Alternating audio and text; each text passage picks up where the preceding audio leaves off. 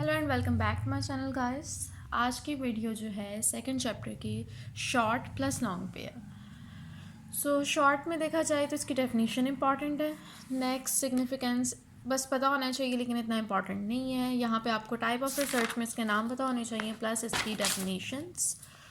और observational method है, experimental method, survey method, clinical method और डिफरेंट मेथड है। ऑब्जर्वेशनल मेथड इसके अंदर जो है इंट्रोस्पेक्शन क्या है ये इंपॉर्टेंट है। फिर उसके बाद एक्सटर्नल ऑब्जर्वेशन, ये यानी कि आपको इसकी डेफिनेशन, इसके नाम और इन सब के बारे में पता होना चाहिए कि क्या है, लेकिन इनमें सबसे ज़्यादा इंपॉर्टेंट है इंट्रोस्पेक्शन, ये लास्ट में आता होता है। फिर उसके बाद है,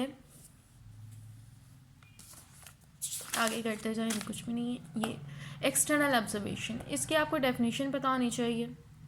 और फेवरेट मेथड ऑफ बिहेवियरिस्ट है। फिर उसके बाद एडवांटेजेस वगैरह, यानी कि थोड़ा थोड़ा बस इसकी एक एक लाइन वाला आपको पता होना चाहिए, ज़्यादा नहीं। फिर उसके बाद आगे आ जाएँ तो नेचुरल ऑब्जर्वेशनल मेथड, इसकी डेफिनेशन करें और साथ में बस एक आध एग्जांपल ख़त्म। और देन आगे है participant observation and non participant observation, ये जो है वो बहुत इंपॉर्टेंट है। ये आपको पूरा पूरा टॉपिक जो है ना तैयार करना चाहिए, डेफिनेशन, एग्जाम्पल, एक्सप्लेनेशन, यानी कि अगर आपको लॉन्ग आए तो आपको आना चाहिए ये।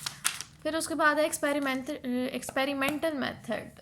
ओके, इसके अंदर स्टेजेस ऑफ एक्सपेरिमेंटल मेथड में नाम जो इनके ये आपको आने चाहिए और इनके बारे में आपको पता होना चाहिए कि हाइपोथेसिस क्या है, वेरिएबल क्या है, एक्सपेरिमेंटल डिज़ाइन क्या चीज़ होती है, ये सारा कुछ आपको पता होना चाहिए। आपने जो ये नाम है ना, इनकी डेफिनेशंस आपको आनी चाहिए। आगे ये सारा लिखा हुआ है, ठीक है। तो इसको जो है ना, यानी कि बहुत ज़्यादा एक्सप्लेन किया हुआ है। आप बेशक इधर से नहीं तो नेट से निकाल के एक एक डेफिनेशन बस कर लें, वो काफ़ी है। फिर उसके बाद क्या है, अच्छा यहाँ पे अप्रोचेस, इसको लाजमी कीजिएगा क्योंकि ना ये बीच में से कुछ इसके बारे में पूछ लेते हैं, एमसीक्यूज़ में पूछ लेते हैं या शॉर्ट क्वेश्चन आंसर्स में पूछ लेते हैं या फिर लॉन्ग में करके, लॉन्ग में नहीं, शॉर्ट क्वेश्चन में पूछ लेते होते हैं। फिर उसके बाद है, ये एक दफ़ा पढ़ने वाला है बस। फिर आगे है केस हिस्ट्री और क्लिनिकल मेथड। क्लिनिकल मेथड यहाँ पे क्या इम्पोर्टेंट है,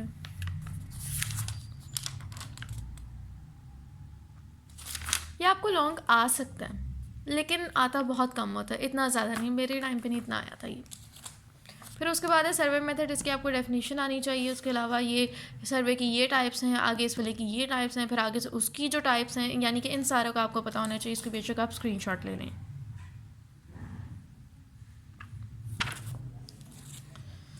डेफिनेशन इसकी इंपॉर्टेंट है, ये डायग्राम इंपॉर्टेंट है, और बीच में अगर आपका यही सपोज करें आपको यही टॉपिक मिला ना तो बीच की बातें फिर आपके लिए इंपॉर्टेंट है, लेकिन ओवरऑल अगर पूरी बुक है तो फिर आपको इतनी डिटेल में जाना ज़रूरी नहीं है। Stages of survey, formulation of a problem, population and sampling. अच्छा, पॉपुलेशन एंड सैम्पलिंग जो है ना वो इसके अंदर सबसे ज़्यादा इंपॉर्टेंट है। वो कहते हैं कि पॉपुलेशन और सैम्पलिंग में डिफरेंस क्या है, ये आता होता है, ये बहुत इंपॉर्टेंट है। फिर उसके बाद क्या है, टूल ऑफ सर्वे, इसके बारे में भी आपसे पूछ सकते हैं। और गोल एंड ऑब्जेक्टिव में यानी कि आपसे कह सकते हैं कि सर्वे आखिर किया क्यों जाता है, इसकी इंपॉर्टेंस क्या है, क्या पर्पस है इसका, ये इसलिए इस तरह आता होता है। हाइपोथेसिस की आपको डेफिनेशन आनी चाहिए कि हाइपोथेसिस होती क्या है। एंड देन अच्छा, क्लोज एंडेड क्वेश्चन ईयर और ओपन एंडेड, ये भी इंपॉर्टेंट है कि इन दोनों में डिफरेंस क्या है। और स्ट्रक्चर्ड इंटरव्यू और नॉन स्ट्रक्चर्ड इंटरव्यू या अनस्ट्रक्चर्ड इंटरव्यू, ये भी आधा होता है। फिर उसके बाद रिजल्ट ब्ला ब्ला ब्ला, ये नहीं है।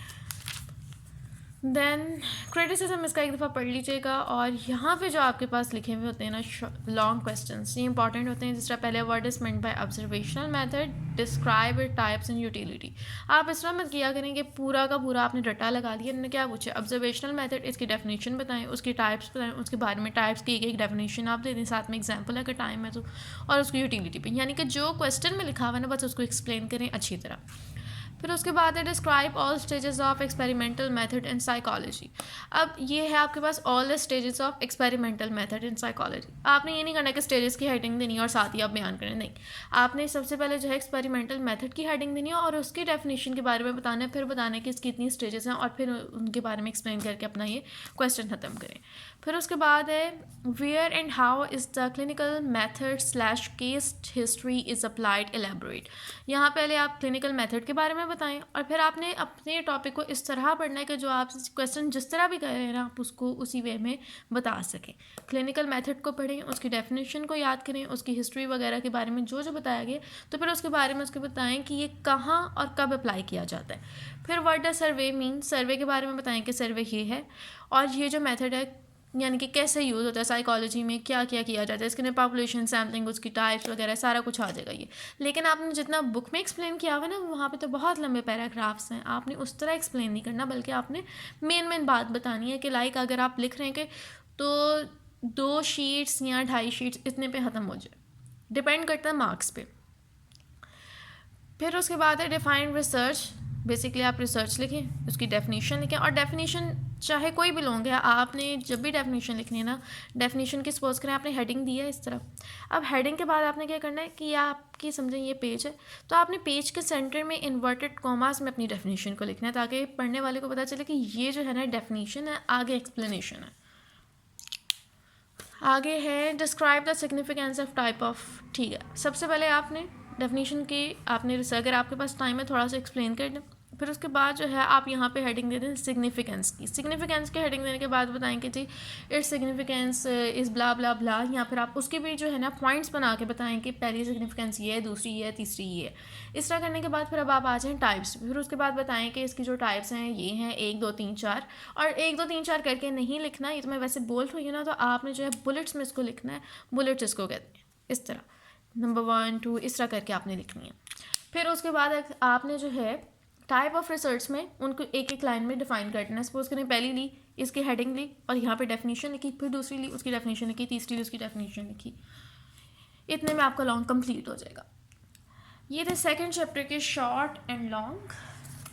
अच्छा मैं ना आप लोगों को एंड से भी थोड़े से दिखा देती हूँ, यहाँ पे बने होते हैं MCQs वगैरह जो है ना इस बुक के एंड पे हैं, तो ये जो है बहुत ज़्यादा हेल्पफुल होते हैं कि अगर आपके पास टाइम ना हो तो आप एक दफ़ा यहाँ से पढ़ लें। ये टाइप से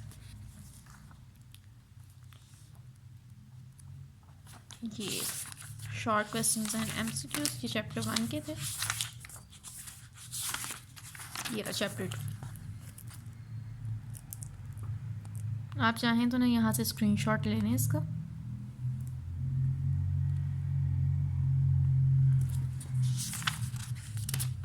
अब ये सेकंड पेज है, इसको भी देख लें।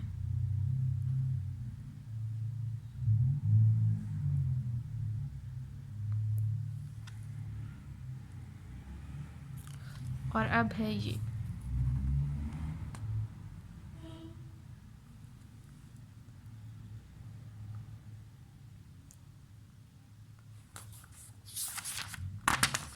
इसके अंदर मैं ये नहीं कह सकती कि सारे के सारे इंपॉर्टेंट है, इसका मकसद ये होता है कि आप एक दफ़ा ना इसको पढ़ लें कि आपको पता हो कि अगर आपको ये कंट्रोल ऑब्जर्वेशन सपोज करें शॉर्ट के तौर पर आए तो आपको पता हो कि मैंने ये लिखना है।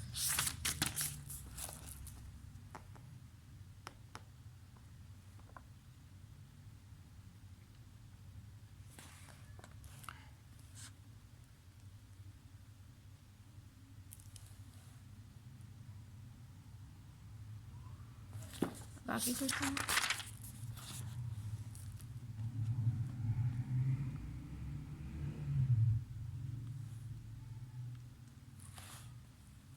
ये, अगर आपने नहीं लिया तो ले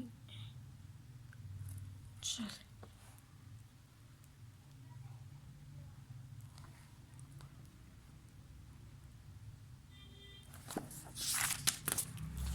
यहाँ पे शॉर्ट बस ख़त्म होने लगे हैं, फिर MCQs हैं।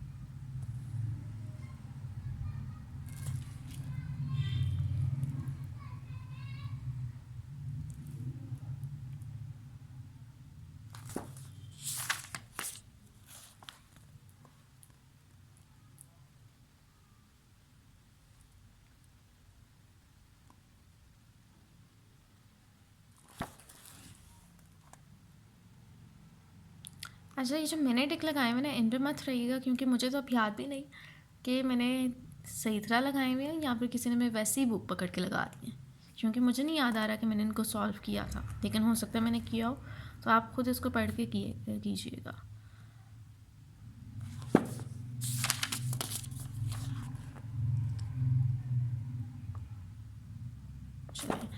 आई होप गाइस कि वीडियो आप लोगों के लिए हेल्पफुल रही होगी। कोई और चैप्टर है जिसके आप लोगों ने शॉर्ट एंड लॉन्ग लाजमी चाहिए पेपर्स के लिए, तो मुझे मैसेज कर दें। आप मुझे कमेंट्स में भी लिख के बता सकते हैं, और उसके अलावा मेरी ईमेल आईडी, उस पर भी आप लोग मुझे मेल कर सकते हैं। So for now guys, like share and subscribe, and अल्लाह हाफिज़।